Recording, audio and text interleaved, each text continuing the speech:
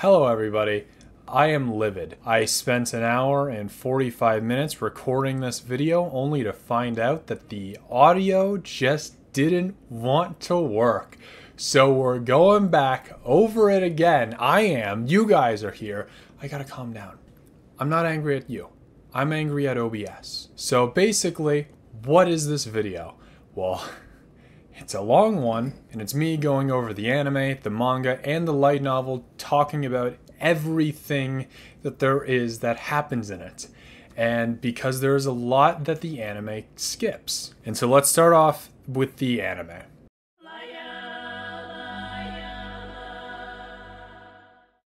So we get a shot of a man and a woman's portrait in a funeral with a missing seat in the audience. Then we cut to a man jerking off watching porn as two guys and a girl barge into the room, beat him up, and destroy his monitor, and then finally throw him out into the streets, where he's wandering around for a bit until he sees another two guys and a girl, some high school students this time, bickering and stuff, and then the truck comes and he goes to run and reach out for them. And then Rudeus wakes up. He had a dream of his past life as he was trying to form a bunch of figures. There's a bunch of them all around him. They're like stone figures that he's carving with magic. And he kind of just snaps his fingers. It all turns to dust into a tiny little marble-sized ball, and he just throws it out the window. So he's got some pretty serious control on the magic. And so as Rudeus was doing that, he could overhear his parents wrestling, I guess we'll say it.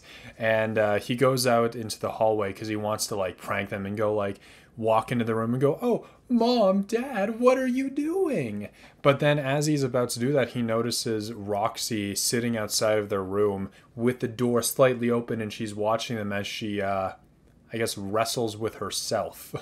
We can say. But we skip ahead about 6 months since Roxy arrived at the Grey Rat house, and now it should be about the winter of K410, maybe fall-ish. And now thanks to Roxy's teaching, Rudeus is now able to use up to intermediate level magic without any problem. And according to Roxy, magic supposedly originated in the distant past when a certain race spoke with the spirits and used the wind and earth to defend themselves from external threats. Modern magic is the result of humans imitating that magic and formalizing it during their long war with demonkind. And so now it's to note that this world has demons and spirits and stuff, but not pitchfork evil demons, although technically that's not true. I get that kind of happened. There are some demons like that, but Roxy herself is a demon. And so they kind of just come in all shapes and sizes. And in some cases, very petite and tiny. Speaking of which, Roxy, the conversation goes to her size. And she says that she's pretty ashamed of her small height and petite figure. And that's why Rudeus, that's why he thought that his parents were surprised when they saw her. Because she was tiny. But in reality, it's because she was a blue-haired demon. And so from here, she talks about the Superds. 4 or 5 centuries ago, there was a big war between humans and demons called the Laplace War. In that war, the Superd went on a rampage. They slaughtered friend and foe alike without regard for women or children. That earned them the hatred of every race. After the war ended, I'm told they were driven from the demon continent. That's how dangerous they are. I was told about them as a child. If you were to stay up late, the Superd will come and gobble you up. Roxy says then to never approach someone who has green hair, green emerald-like hair with a red gem on their forehead, because they are a Superd. And she mentions how her hair can often look like green in the right sunlight. But it's interesting because, as you can see here, I don't think that she nice focus. I don't think that can be compared to emerald green, which may be why they change her hair color in just as the series goes on, because it kind of just gets lighter and lighter. So maybe they do that because of that. But it is interesting. Roxy's hair color does change throughout the series, and I don't think that is a lore thing. And so Rudeus says that, and well, I think that your hair is pretty, but Roxy's like, "Oh, you little buster. Go say that about someone that you actually like." But Rudeus is like, "No, but I like you." She's like, okay, slow your roll, kid. Talk to me in 10 years and see what happens. So He's currently K410, so we'll see what happens in K420. And so another 6 months have passed, and so now it's been about a year since Roxy showed up, and meaning that it should be about the summer of K411, and Rudeus does mention that he is 4, so we do know that we're in K411. But Rudeus also notes that his magic, he feels like that it's like never ending, that he has almost like an unlimited mana pool, and he's been growing pretty great. He's grown a lot with it. But the problem is sword fighting. He's really not leveling up too much when it comes to that. Leveling up like it's a video game. But, you know, he's not gaining much like experience with that. It's very difficult. Paul teaches him how to slice a boulder clean in half and just does it himself. But then when Rudeus goes to try, he's like, all right. Boom. And he kind of like vibrates off of it. And it just doesn't work. But Paul's like, come, what are you doing? You just cut it in half. That is it. That's all you have to do. But it's a lot easier said than done than said. I don't know, because Paul did it with ease. But then we cut to Rudeus watching outside, some kids playing on the road, and then they suddenly look at him and then take out their phones and start to snap photos, and then he cowers in fear. He's like, what the hell did I just see? But that was obviously just in his head, because now we've gotten like these flashbacks of him butt naked in the middle of a classroom as everybody laughs at him. But then Roxy shows up and is like, hey, so yeah, it's a nice view, I guess, right? She thinks that he's just looking out, doing whatever. But then she talks about how back in her home village, there was not a single blade of grass to be found. And so like a scenery like this is definitely new for her. But then she points out in the distance the Red Worm Mountains, or Red Dragon Mountains. And she says that beyond that point is the Renoa Kingdom. And it is like super snowy. It's up north, very snowy. Snow like goes as high as she is, even more than that, which admittedly isn't much, but still it's kind of impressive for snow. But she talks about how there's a certain university called the Renoa Magic University that's in Renoa. Pretty self-explanatory, but she says that it's like the best university to go to. There's no discrimination or anything. Anyone, it doesn't matter what race you are, it doesn't matter what social status you are, you will not be treated any differently. It is a university dedicated to learning and like growing magic. And that coincidentally kind of resides with what Rudeus is feeling right now, because he doesn't want to go to school because he'd be picked on and stuff, or what he'd think that he'd be picked on. But in the reality, that just wouldn't be true, especially not at Renoa. But Roxy suggests for Rudeus to go to Renoa University if he wants to like continue with his magic lessons. But Rudeus still doesn't really want to go to school. In order to like smooth talk his way out of the conversation, he's like, nah, master, you're the only one that I need. But Roxy doesn't really like to be called master. She feels weird about having someone stronger than you call you master. And she kind of just tells him not to do it. But Rudeus says that he doesn't really mind calling her master even if he does grow stronger. But she's like, no, one day you'll understand. Then she goes on to try and do like silent spell casting on her own, but it just doesn't work, unfortunately. And so another 6 months have passed, and so we're somewhere in K412. It should be in spring because it is Rudeus's birthday. I believe he should have about an April-ish birthday, but I don't know for sure. I'll make a whole video talking about like the years and the time. I'll make a video talking about the timeline first of all, and also talking about everybody's birthdays, because it's kind of difficult to follow with this. It seems like that Rudeus has an April-ish birthday, but he also died in November, and so a lot of people think that he was reborn in November. So I don't know, but I know because so many of you are obviously going to be interested in that. I'll be making a few videos about that one day. But for now, we'll say it's spring of K412. It is Rudeus's 5th birthday. And something to note about birthdays in this world is that they are only celebrated 3 times. On your 5th birthday, 10th birthday, and 15th birthday. After that, once you turn 15, you are now considered an adult. But Rudeus notes that it's been a really long time since anybody has actually celebrated his birthday, and it feels very strange for them to do this. And Paul, first of all, he can throw a sword real good, but also he gives Rudeus a sword, a nice big metal sword, and even though it's far too big for Rudeus to even wield right now, he says, at the very least, you can wield it in your heart. Because one day you will have to protect your family, and sometimes magic won't be enough. There are many battles, especially with swordsmanship, where close-range magic just isn't a thing. You need to learn swordsmanship to be able to survive in this world if you're going to be continuing with combat kind of lifestyle. And so that's why Paul gave him the sword. But then we go to Zenith's gift, which she gives Rudeus some kind of book. We don't know what the book is, but we do find out what it is. I believe in the light novel, maybe the manga as well. But Rudeus just loves it, and Paul kind of gets a little bit jealous. Then finally we get Roxy's gift to Rudeus, and it is a wand about 30 centimeters in length, and it has like a metal tip on the end, and within it is a red crystal. This is the magic stone, and magic stones amplify power. Roxy says that a teacher normally gives their student a magic wand once they like complete beginner's tier magic, but she kind of forgot, and plus Rudeus kind of just swept past that immediately, and so now she's finally giving it to him for his 5th birthday. And despite originally saying that Roxy doesn't like to be called master, he still calls her that, and she seems to be less annoyed with it. But Roxy says that Rudeus has learned 4 types of advanced magic and tells him to praise himself, not her. But despite that, Rudeus still says that it's because of her teachings that he's this strong. But then Roxy goes on to say, like, well, I might not be able to teach you much more because tomorrow is your graduation. And so we cut to night where Rudeus is looking outside and just thinking about the past. He doesn't want to go outside, and he remembers himself being like tied up to the school fence butt naked as everybody laughed and took pictures. And we then cut to him playing like Guilty Gear and fantasizing. Fantasize? Oh, that's a weird word. He fantasized about him gaining like superpowers or a hot girl coming to live with him. A lot of like anime tropes.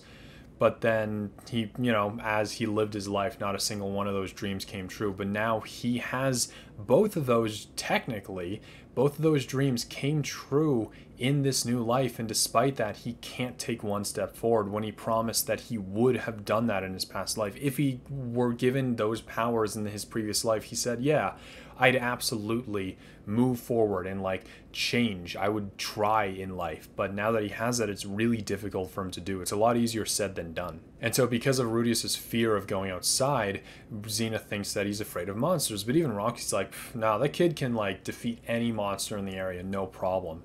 But even though Rudeus is still scared, Roxy thinks a little bit more. She's like, you're not afraid of the horse, are you? All right, here, kid.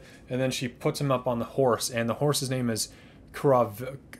Caravago? I think it's Caravago is how you pronounce it. Caravago, the family horse, and then they depart. And as they ride, Rudeus feels very comfortable within Roxy's presence. And a lot of villagers, though, are looking towards them. And Rudeus thinks that they're looking at him, and he's like, God, stop looking at me. Stop judging me. But then he realized, no, this is because they're looking at Roxy. And not in any bad way.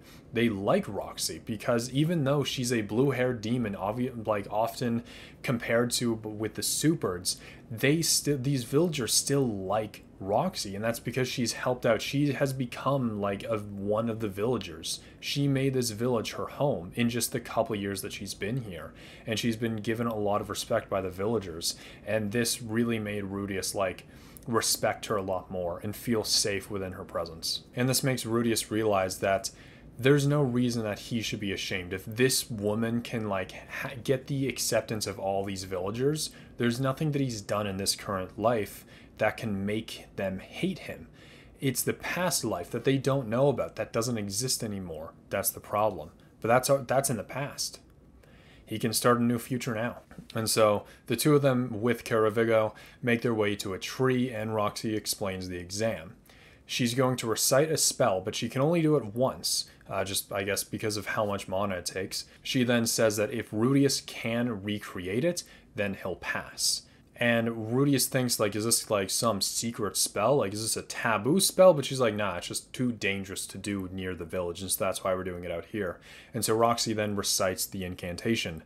Grand Spirit of Water, an Imperial Prince of Lightning, who ascends the heavens, grant my wish and bring about a savage blessing. Display your might to insignificant beings. Strike awe with a blow of your divine hammer on the anvil, and cover the land in water. Ah, rain, sweep all else away, and extinguish everything.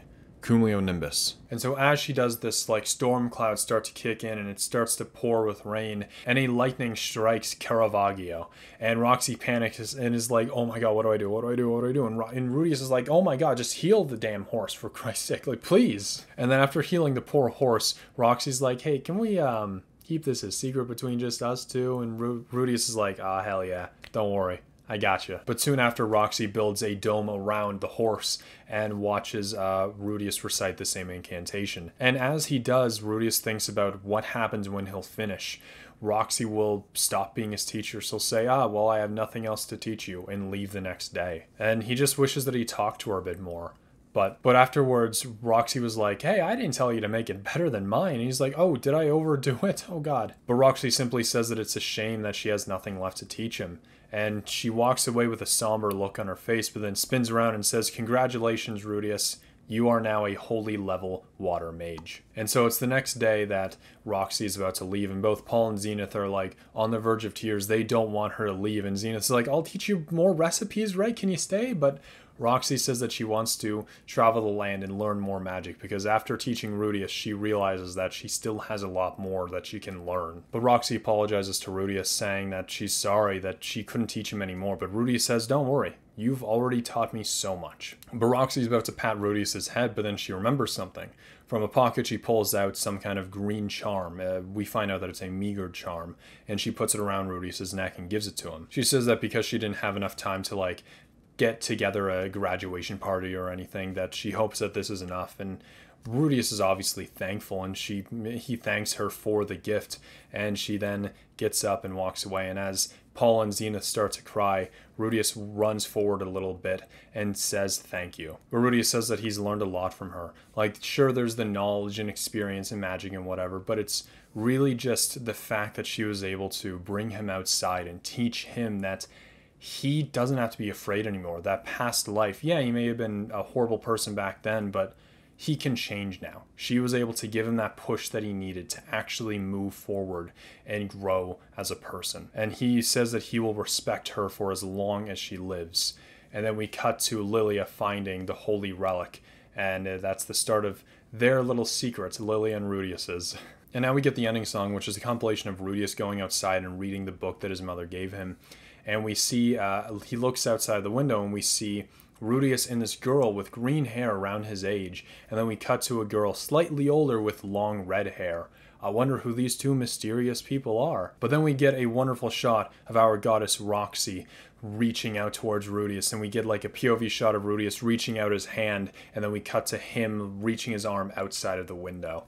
And then that's the credits. So now that we've gone through the anime, let's move on to the manga.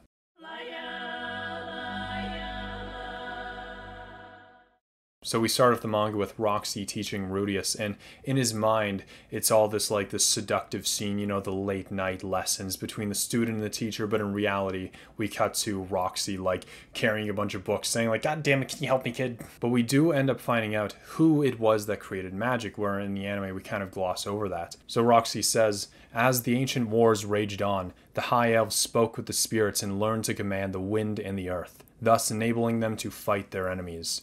These were the earliest forms of magic. At the present, elves reside on the northern part of the Millis continent. Modern magic was created by a human who attempted to imitate the elves. Humans are good at inventing new things. And so Roxy then goes on to say that she herself is a demon, a Meagard from the Beguia region of the demon continent. And Roxy then goes on to talk about the Laplace War, how it happened 400 years ago like she did in the anime, but she also goes on to say that it was like a 10-year war. And because the Meagards were like pretty close with the Superds in the past, that's why they also faced a lot of discrimination, you know, the blue hair and whatever. And so now when Rudeus describes his fantasies of like him getting superpowers or a girl moving in these they're more so like delusions or false dreams as he describes them.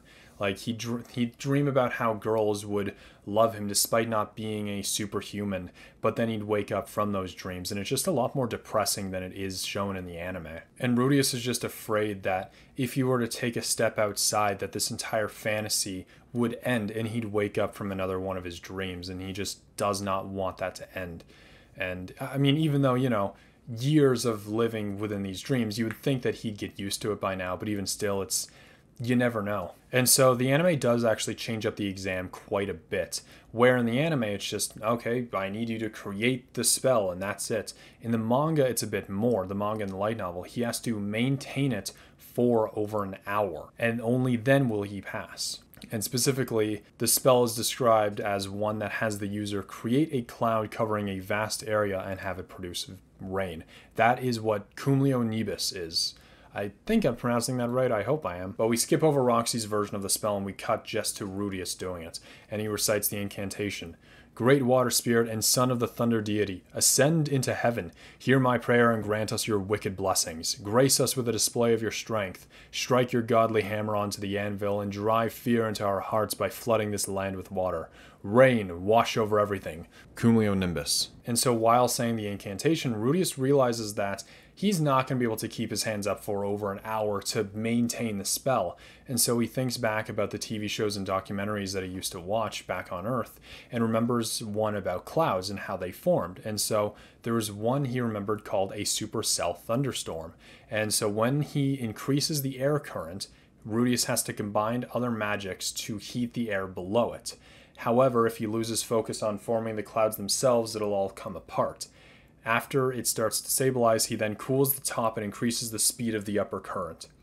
He made a supercell thunderstorm. And so from there, Rudeus kind of just walks away and Roxy's like, whoa, what are you doing? You have to maintain it. He's like, oh yeah, no, I did. Don't worry. It's just going to stay like that. And Roxy looks at the cloud for the first time, and which kind of implies that she was never paying attention to the cloud. She was paying more attention to Rudeus himself, which is kind of sweet. But she's like, oh, yeah, no, that's not going away. All right, you pass, kid. And she says that he has mastered the holy level of magic. And for the first time in years, Rudeus felt a certain feeling, accomplishment. Then the next day, Roxy gives Rudy the meagered charm and describes it as follows. It's a meagered good luck charm. If you find yourself in a tough spot with a demon, show them that and tell them my name. They might become more lenient. And Rudeus thinks back at the time that he would spy on Roxy changing and saw that she'd always pray to it. And so he wondered why she would give something like that to him, something so precious to her. And so we get a similar kind of monologue from Rudeus saying how much he is thankful for Roxy and what she helped overcome. I don't know why I'm confusing that, he and she, but he's thankful for what she's done and what he's overcome. And what she taught him and everything, allowing him to go outside. But he also respects her, not just because of that, but also because of what she's been through. Being discriminated against because she's related to the Superds is she was able to overcome that. And the villagers accepted her like she was one of their own. And it's just very respectful or respectable. And Rudeus admires that a lot. She did something that not even Zenith and Paul could do for Rudeus, and that was show him the outside and allow him to become one of the villagers. And he says that he will respect her for as long as he lives. And then we cut to Rudeus praying to the holy relic. I guess that's technically respect, maybe? To some people it is, to a lot of people it isn't. I don't think to Roxy it is. But that is it for the manga, and so now let's go on to the light novel.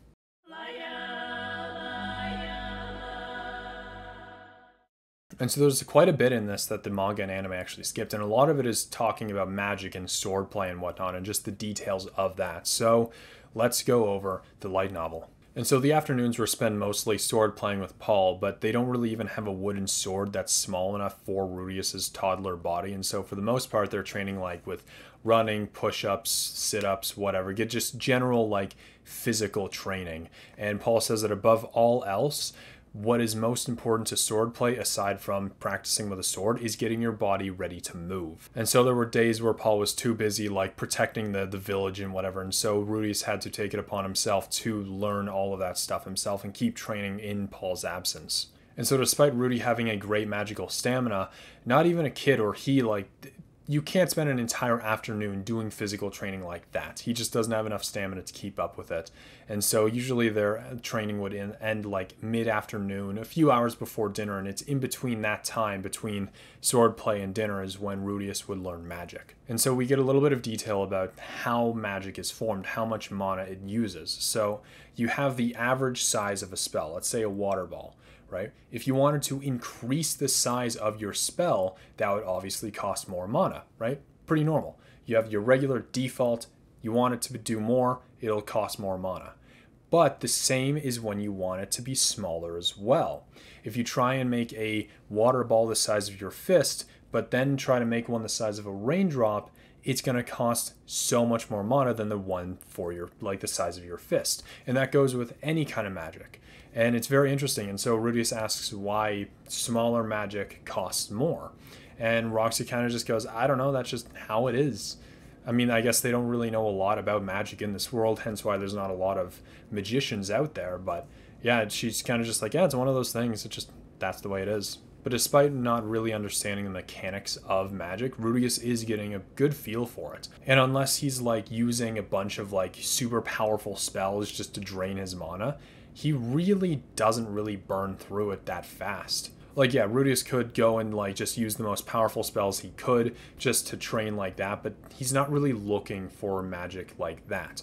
He's more so training for precision-based magic, like more practical stuff, like creating sculptures, making his fingertip glow with fire and write on planks of wood, taking dirt from the backyard and separating it into its like individual compounds, unlocking and locking doors, stuff like that. He's looking for more practical uses, which in a way is just as much training as it would take for you to learn like those more powerful spells. I hope that makes sense, but if not, Rudeus does go on to explain that like forming things out of metal is like, it'll cost more mana, and doing things more precise also costs more mana. And so like the sculpting and whatever, and then speed as well, that also costs a lot more mana. And so doing all of that kind of stuff together really just blasts through his mana pool, just as it would if you were to use like larger spells and more powerful stuff. Doing this precision-based magic is something to train him just as well as doing the bigger stuff, and especially as well because it's a lot less dangerous. You can train with it more in your off time, and that's why Rudeus's mana pool is growing exponentially. And on top of that, there's also combining the schools of magic. Let's say you have a water ball and then a fireball. That will use up 3 times as much magic as it would if you wanted to just use two water balls. And so those are 2 of Rudeus's main trainings, right? Doing a lot of the speed and precision stuff, which feels a lot like throwing a fastball at the same time as like trying to like thread the eye of a needle. And then there's the mixing the different schools of magic, which just costs so much mana. And both of those together, once like in a single training session, if he tries and does all of that, that is a surefire way to just blast through all of his mana. But again, because this is Rudeus's like basis for training, he has created a very large mana pool, and he's able to use his mana for like half the day without even like going through half of it. Like, he really doesn't see an end to his mana pool. It is very big. Not to brag, but he's got a pretty big mana pool. You know, above average. And now, normally he'd think, well, this is enough, right? Compared to the slacker that he used to be, like this mana pool is fine. But just in case mana works the same way as like physical strength, right? You can train and practice all you want, but if you stop for 6 months, you're going to get weaker. And so just in case magic is like that, he's going to continuously train magic like this. And so the light novel actually goes into a bit more detail about Zenith and Paul's wrestling session and Rudeus's thoughts on it. Basically, I know, very important stuff. Basically, Rudeus in his past life, right, when his sister would like bring home a guy and they'd like wrestle and they'd get really loud and Rudeus could hear it, he'd like bang on the walls, tell them to shut up, because he felt like it was almost like them looking down on him. It's like, oh yeah, we're doing this while you aren't, you have to hear it. But now hearing Zenith and Paul do it, for some reason he's kind of just filled with happiness. It gives him energy.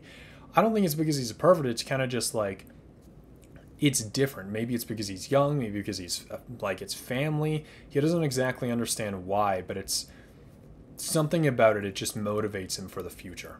But now I'm sure that you guys are really interested in what they were doing in bed. And basically, despite Zenith out of breath, he could hear Paul going, oh, don't worry, babe, I'm just getting started. And so I guess Paul is quite a good wrestler. And Rudeus hopes that some of those genes passed on to him. And so now we cut to 4 months in the future compared to the 6 months time skip that we got in the anime, and Rudeus is now able to cast intermediate level spells, and now it's at this point that he's been given like in-classroom lessons. And according to Rudy, Roxy's a really great teacher and has kind of adapted quite well to his learning style.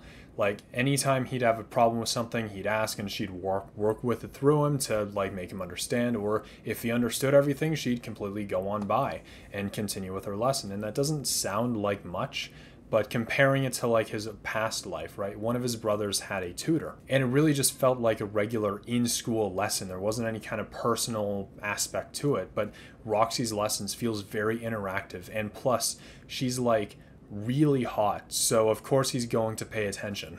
But Rudeus asks why that magic is primarily just used for combat, and Roxy says that isn't necessarily the case. It's not designed for fighting, but she then goes on to talk about how the elves were the ones who created it, just as she did in the manga. But in the manga, she states that as the ancient wars raged on, that's when the elves created magic. But in this, it's stated that it's long before the Great Human-Demon War they created magic. And it's a little unclear which demon war she's talking about, because there were 3. There's the first, second, and third. Wow, that's a great list. But the first 2 I don't think have names, but the third one is often regarded as the Laplace War. It's likely she's talking about the Laplace War, but she could be talking about the first Human-Demon War, but I'm not exactly sure. But it is interesting to think about, if the first 2 wars were before magic, then I don't know, it's just interesting to see like the 6-faced world without magic, because in a way it's a big part of it, but at the same time it really isn't. But regardless of that, Roxy does say that the world was in a pretty chaotic state when the elves went to the forest to get help from the spirits. But Roxy goes on to talk about why magic is used primarily only in like combat situations, because there's no real practical use for it. For example, if you needed a light, you would just grab like a flashlight or a torch if you're British. But you wouldn't spend the time reciting an incantation or writing a spell circle in the ground just to get some light. You would just do that, right? I mean, obviously, you know, when we're talking about torch, I mean like stick fire torch, go ooga ooga, that kind of torch, not lightning, bright light torch. What am I talking about? You might be thinking, well, look at Rudeus. He could just snap his fingers and create a light and, you know, whatever. But Rudeus is the exception. Not only does he have an insane mana pool, which most people don't, he is also an incantationless silent spellcaster, which barely anybody is. So, you know, if anybody could cast silent spells and had a mana pool like Rudeus, absolutely. They would use magic for everything, but they don't, so they can't. But she does go on to describe some more non-combat magic, like summoning. It's magic that allows you to summon powerful fiends and spirits and demons and stuff like that. And Roxy, however, can't cast it herself, but she goes on to describe magical implements. They are devices that give off magical properties and effects. So they'd have a magic circle inscribed somewhere within them, and so even if you aren't a magician and don't understand spells, you can still activate and use these magical tools. However, because they have magical circles inscribed in them, you still need to have some mana to use them. But all you need to do is just go it, and then you can use it. That's it. But again, they do use up quite a bit of mana. But Rudeus then asks, okay, so what's the difference between a fiend and a monster? And basically, monsters are the result of like random sudden mutations in animals and plants, while fiends are monsters that are able to survive and grow and like evolve, and they get a brain and they become smarter. However, there are many creatures that have intelligence but still attack humans, kind of like goblins. They are much more smarter than the average monster, but they're still considered monsters because they just go on and attack them. In a way, you could say that they're almost like an in-between of a fiend and a monster. But there's also cases of fiends devolving and becoming back to like savage creatures. But TLDR of that, essentially, monsters and fiends are both sudden mutated animals, and they just go on rampages and attack. However, the difference between a monster and a fiend is fiends evolve and grow intelligent enough to not attack humans just for no reason. So despite using similar terms, demons like Roxy are not related to monsters or fiends. The reason why demons are called demons is because of the human-demon wars that have happened over the years. As I've said before, there were about 3 total. There's one that happened 7,000 years ago, one that happened 4,000 years ago, and the most recent, the Laplace War, that happened about 400 years ago. And those who are identified as demons are generally those from races who fought alongside the demons in the human-demon wars. But even that has its exceptions as well. But technically, that means that there is no demon race, which explains why they are so different in number. And later on in the series, we'll get explained why there's a lot of like animal demons that we'll see later on, like Nokopara. But yeah, essentially demons are just called demons because they were the bad guys in the wars. But Roxy continues on and talks about how people think that if a demon's hair is closer to the color green, that means that they are more savage, but that just simply isn't true. And so she talks about how the Superds were like savages and killed friend and foe like she does in the manga and anime, but she also says that they came from the Babinos region. And to be honest, I don't know where that is, because it's not on any map, but it's somewhere, probably, but I just don't know where. But yeah. But she also goes on to talk about how the Superds' like red gem in the middle of their forehead acts kind of like a third eye, where it allows them to see the flow of mana. And Rudeus goes on to ask if all the demons are women and have their red gem turn to blue when they use it. And Roxy says no to both questions, and I just have to ask, what is Rudeus referring to here? Because there's a lot of references that are made in the light novel, but like, I don't know this reference. It just went on for so long that I had to bring it up. But Roxy then goes on to talk about what you should do if you were to encounter a Superd, and basically it's just don't say anything mean. It's that simple. Because essentially there is a difference in like culture between humans and demons. And so like demons, they don't get sarcasm. There isn't really sarcasm with demons. That's really a human thing, I guess. And so basically just don't be sarcastic or mean to demons and you'll be fine. But now we skip ahead about a year, which makes up for that smaller time skip that we got earlier. And now we are in K411. And so now Rudeus is an advanced level mage, and he realizes that this level of magic is very awkward because it's kind of a lot of just bigger kind of spells like, I can create a cloud that allows it to rain. Great, what's the practical use of that, right? There doesn't seem to be much use for stuff like that, and so it's harder to train as well because it's like a lot bigger scaled. But then he does remember like, okay, well, this does have its uses because there was a drought some time ago and Roxy was able to save them from that drought and she was able to help out the farmers. And he notes that she's actually been helping out quite a bit around the village, and he goes on to praise her.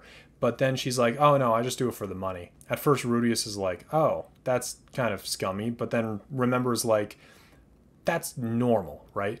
The Japanese he describes is like a kind of they like to give and not expect rewards in return. Even though they'll often be given rewards in return, they're not doing their acts of kindness for the reward. It's instead of where like most of the world in this is like a give and take kind of situation, with the Japanese it's kind of just like a give and more give. But we do get a little bit more of an insight as to why Roxy doesn't like being called master. And so Rudeus asks like, hey, can I call you master instead of miss? It feels a little weird, but she's like, nah. You'll probably surpass me soon enough, and so then it'll just be weird to call someone weaker than you master, right? But Rudeus doesn't think it's weird, but Roxy thinks that it is. And like, she would feel ashamed to have someone stronger than her call her master. In her mind, a master is someone who says, well, I have nothing left to teach you, but I'm still gonna meddle with you and like tell you what to do and like just get into their business, when at this point they have no right to be around their student anymore. It's just they have the authority, right? They are the master. And so they feel like that they have this power over their students, even though that's just not true. And so if Roxy became resentful over one of her students' strength, there's no telling what she'd say, right? Just as people would call her like a filthy demon, she would probably call Rudeus a country hick. And so Rudy is just like, what if you just acted stronger than me though? But then Roxy goes, I'm not going to act all haughty and superior just because I'm older. I'm just not comfortable with having a master-pupil relationship with such an imbalance of talent. And so it's kind of clear with this conversation that Roxy doesn't really have the best relationship with her former master. And so Rudeus' birthday goes pretty similar, but there's still a few differences. Basically, the gift from Paul isn't just one sword, but it's two swords. He's given not only the actual, like, metal sword, but he's also given a practice wooden sword that he can finally use. And we also get to find out what book Zenith gave Rudeus. Basically, she gave him a botanical encyclopedia, like a flower book. And for how expensive books are in this world, Rudeus is very grateful. And looking inside, there's a bunch of there's a lot of text with a lot of detailed illustrations. And so it must have costed quite a bit. And the reason for this is because it's not that paper is rare in this world. Paper's fine. That's not the problem. The problem is there is no such thing as a printer in this world, and so everything has to be written by hand, meaning the more detailed images that are in a book, the more expensive it's going to be because each one of those was personalized and handwritten. And so the next day, Rudeus was able to actually perform like actual sword training, and he practiced the swings and fundamentals while Paul helped him out with like his balance and footwork. But Rudeus mainly trained against a wooden dummy. And it's noted that although sure in stories you'll see like some people use like axes and hammers and stuff, it's swords that really dominate both the tales in fiction and in real life. It is the most advanced and developed sword style out there. Meanwhile, you will never see anyone wield a spear or a trident or something, because those are seen as like the symbol of evil, because that's what the supers used. If you were ever to see someone in a story use a spear, it just means that they are like the pinnacle of all evil. There is nothing worse than them. But given how much more developed and how much background swordsmanship has in this world, you're able to slice a boulder clean in half and do flash steps and stuff. And Rudeus was actually able to see Paul cut a boulder in half. However, he's yet to see Paul do like flash steps and stuff, so likely that's more for a higher tier. Meanwhile, at an advanced tier, Paul can only cut boulders in half, which, you know, only advanced tiers can do that, come on. But then there's king tiers that can do so much more. Cutting boulders in half, that's child's play. But Rudeus thinks that although it's not as flashy as spellcasting, he does believe that there is magic involved in swordsmanship. Because how do you cut boulders in half and move faster than the eye can see? And especially because of this, Paul, when teaching Rudeus how to cut a boulder in half, he couldn't explain how he does it. Paul's just like, oh yeah, no, I just cut it in half. Just do that. Like, kid, I can do it, you can do it. And so Rudeus thinks that Paul is like using magic subconsciously without him even knowing it. And so now this world has three primary schools of swordplay. The first is the sword god style. This style states that its best defense was a good offense, and focus on high-speed moves, with the goal of striking the opponent first, ideally finishing the fight with a single blow. If the opponent was still standing, you'd continue to strike and feint back until you were victorious. So the closest thing to this sword style in the real world would be Jigen Ryu, but looking at footage of Jigen Ryu, I don't know, it's similar I guess, but not quite. I feel like there might be better examples, but that's the one that was given. The second style is the water god style, the polar opposite of the sword god. It was a defensive form, focused on warding off strikes then countering. It strives for a non-aggressive defense, which doesn't allow the fighter for many openings for attack, but a true master would be able to unleash a counter-strike to any attack coming their way. And by any, I mean any, including projectiles and magical attacks. Given its focus on protection, this was the sword style of choice for royal guards and nobles. Lastly is the North God style. This was less of a sword form than a general battle strategy. It didn't focus on specific moves, but allowed the user to adapt to different situations on the fly. And according to Paul, the sword style involved a lot of cheap tricks and clever ploys, but mastering the style can yield in truly fantastical results. And the image that Rudeus had in his head for North God Master was a sword-wielding Jackie Chan. But because this style taught one to treat injuries and allowed for fighting even with imperfect posture, it would be the favorite school for mercenaries and adventurers. Together they were known as the Three Great Styles, and it's said that if a swordsman wanted to push their skill to the ultimate limit, they would knock on the door of each school and train until they were dead, although very few actually did this. The quick way to obtain martial strength was to pick one of these styles and train until you were proficient in it. In reality, while Paul chiefly practiced the Sword God style, there were also some Water God and North God elements included in there.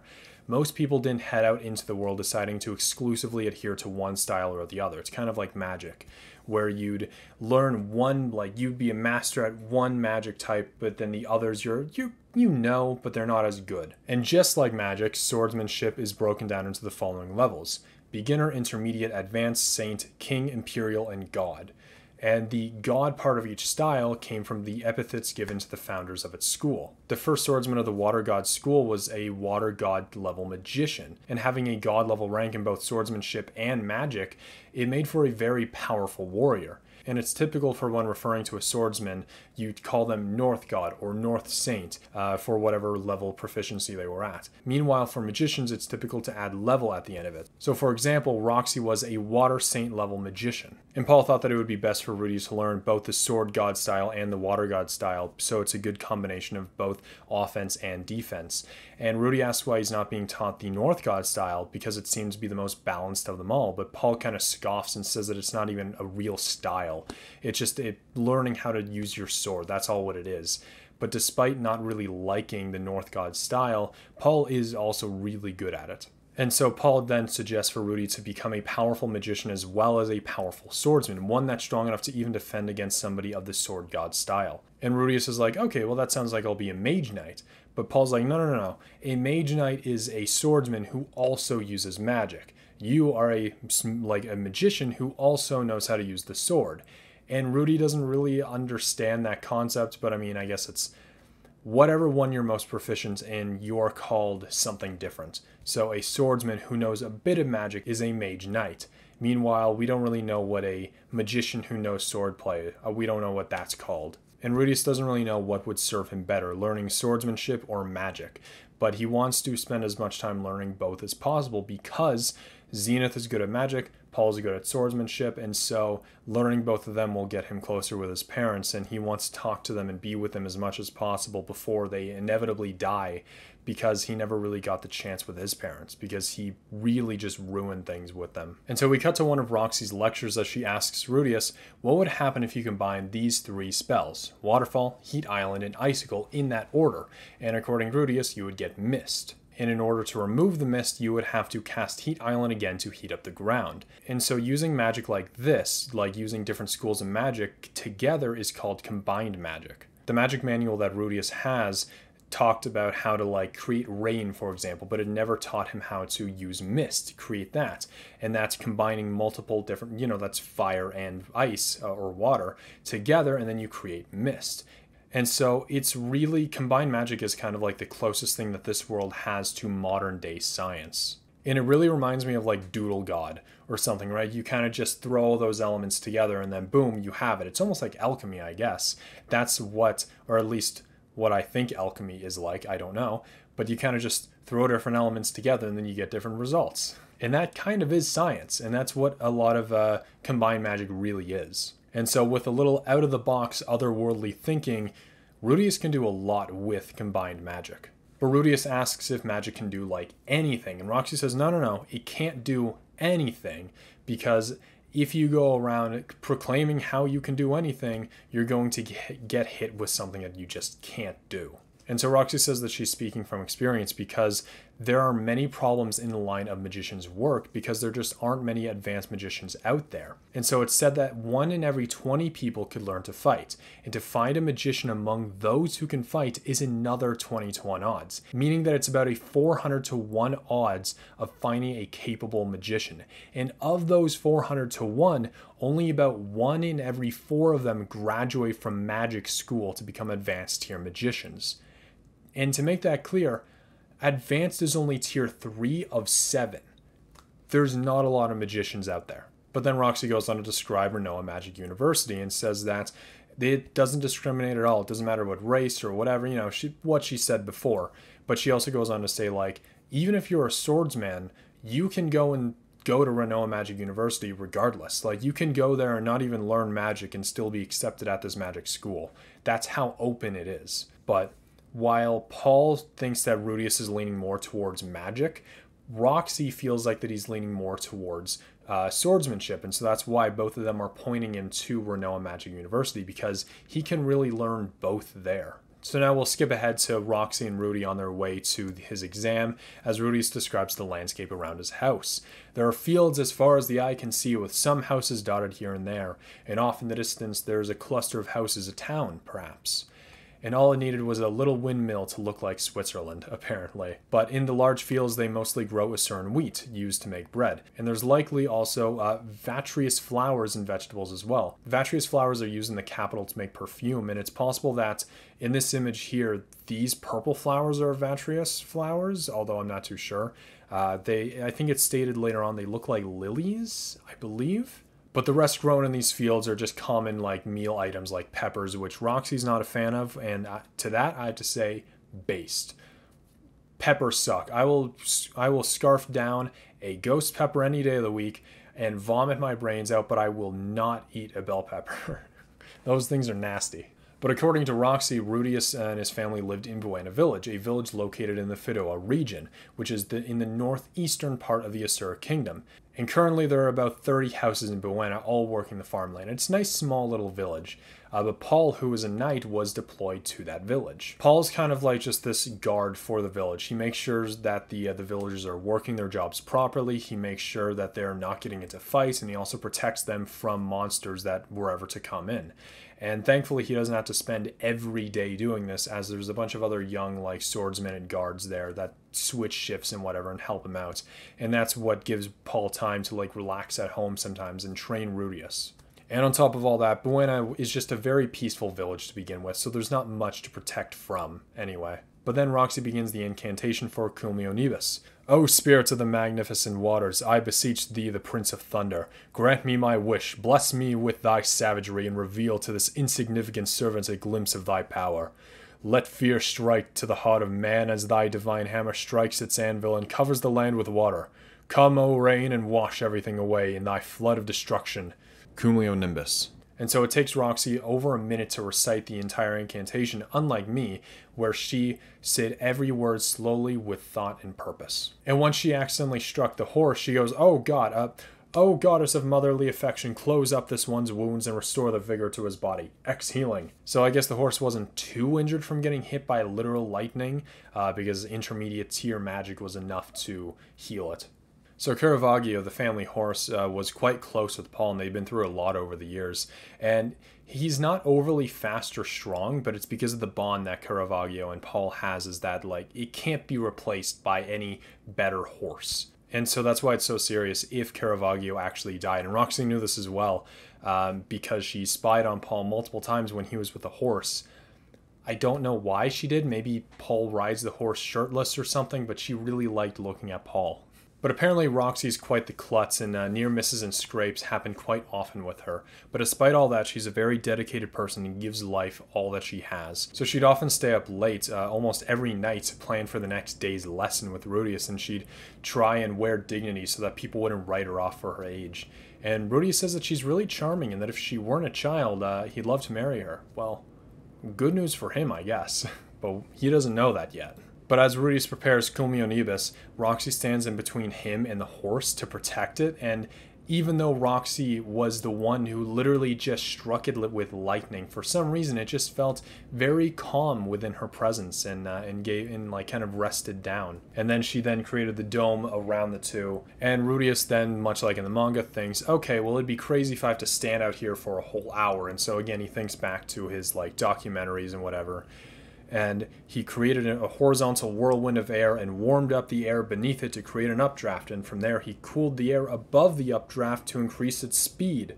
While a cloud is forming, if the conditions are right, it'll create a constant vortex, keeping the clouds in formation. There you go, fun fact about clouds. But doing all of that, trying to maintain that vortex, that burned up like half of his mana pool. And surprisingly, Roxy was kind of able to completely understand what Rudeus was just doing there, and was like, well, damn, kid, you passed immediately, good job. And so to get rid of the storm, Rudeus cooled the ground over a wide area, then warmed the air above to create a downward current, and finally, using some wind magic, he scattered the clouds. I know, very exciting stuff. But now Rudeus has passed and is now a water saint. And then we cut to the next day when Roxy's about to leave, and she gives Rudeus the pendant and whatever.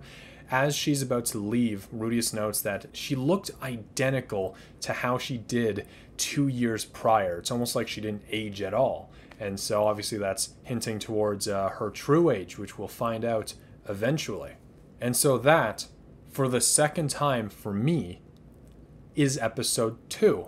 I have a headache. I'm tired. My throat hurts so much. But we got through it. We got through it again. And now that is episode 2. So again, not a lot of extra scenes, but we still got a little bit more about Rudeus' daily routine. We found out more about magic and how it works, a little bit more about demons and supers and just the way the world works. And to me, I don't know about with any of you, but I love that. I love the world building that Mushoku Tensei has built up, and I find it so fascinating because if you guys didn't know, like, this is supposed to be, I'll bring this up multiple times, but Mushoku Tensei is supposed to be an autobiography written by Rudeus Greyrat. It is written by Rudeus.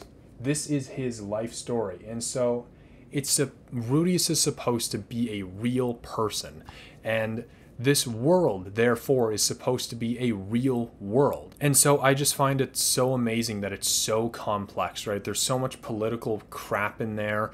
There's just the way that the crops grow, what kind of crops there are, and just the geography, the history. There's so much to this, and the relations between different races and the history of those races. It's just like, there's so much, and I love it. It is so inspiring to be able to create something this in-depth. I love it. But anyway, I hope you enjoyed this video, and get ready for episode 3, A Friend, where Rudeus may or may not make a friend. And so, yeah, I hope you're excited for that. And if you did, give it a like. If you like this video, give it a like and thumbs up, subscribe. I told you to like it twice and give it a... I'm so tired. Do whatever. I really don't care. Enough of that, like, YouTube outro crap. Just bye.